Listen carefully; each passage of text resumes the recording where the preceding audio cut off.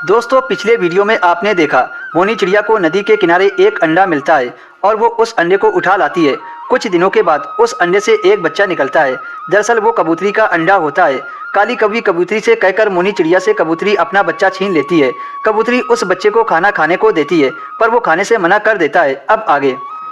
Tony कौवा, तुम्हें कुछ मालूम है जंगल में क्या चल रहा है?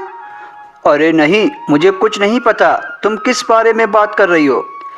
मोनी चिड़िया एक अंडा चुरा लाई थी और जब उस अंडे से बच्चा निकला तो पता चला कि वो अंडा कबूतरी का था। कबूतरी कल अपने बच्चे को मोनी चिड़िया से छीन कर ले गई है।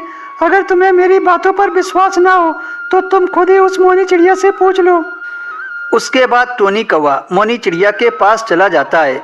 मोनी चिड़िया, जो काली कौवी बता रही है, क्या वो सच है? क्या तुमने कबूतरी का अंडा चुराया था? टोनी कौवा क्या जानता था कि मोनी चिड़िया की तो सांसें चल रही थी, वो अंदर से मर चुकी थी। उसको कितना दुख था ये तो कोई नहीं जानता था। मोनी चिड़िया, तुम्हारी खामोशी मुझे बता रही है कि काली कौवी जो कह रही थी वो सच है। मुझे तो बहुत शर्म आ रही है तुमसे दोस्ती करके। ऐसा कहकर टोनी कौवा वहाँ से चला जाता है। टोनी कौवा के जाने के बाद मोनी चिड़िया जोर जोर से रोने लगती है। जिंदगी भी कैसी परीक्षा लेती है, तुम सब क्या जानो मेरा दर्द। टोनी कौवा, कहाँ से आ रहे हो? फिर टोनी कौवा पहलवान को सारी बातें बताता है। टोनी, मोनी चिड़िया कभी भी ऐसा नहीं कर सकती। पहलवान, मैं भी ऐसा ही सोच रहा था, लेकिन जब मैं मोनी चिड़िया से मिला तो उसकी खामोशी ने मुझे सब बता दिया। कबूतरी अपना बच्चा अपने घर ले गई। अगर वो सच्ची है तो मोनी चिड़िया के घर में कबूतरी का बच्चा कैसे आया? टोनी कौवा, कुछ भी हो, लेकिन मुझे विश्वास है कि मोनी चिड़िया कभी भी ऐसा नहीं कर सकती। कबूतरी, तुम्हारे बच्चे को तेज बुखार है, देख कैसे इसका शरीर जल रहा है। नीलो चिड़िया, तुम ही बताओ मैं क्या करूं? ये मुझे अपनी मां मानने को तैयार ही नहीं हो रहा है। जब से मैं इसे अपने घर लेकर आई हूँ तब से ये ना ही कुछ खा रहा है और ना ही कुछ पी रहा है।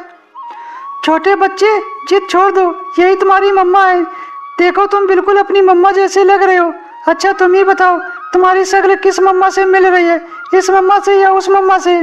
मेरा सब कुछ इस आंटी से मिल रहा है, लेकिन फिर भी मैं इनके साथ नहीं रहना चाहता। मुझे मेरी मम्मा के पास जाना है।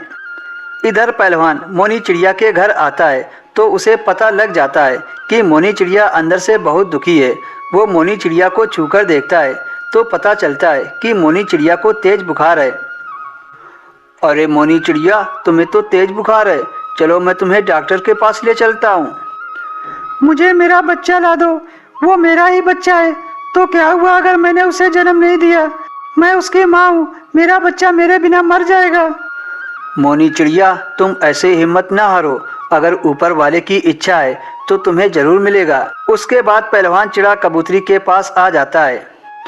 कबूतरी, मैं मोनी चिड़िया का दोस्त हूँ। मैंने अपनी पूरी ज़िंदगी में उसे कभी कोई गलत काम करते नहीं देखा।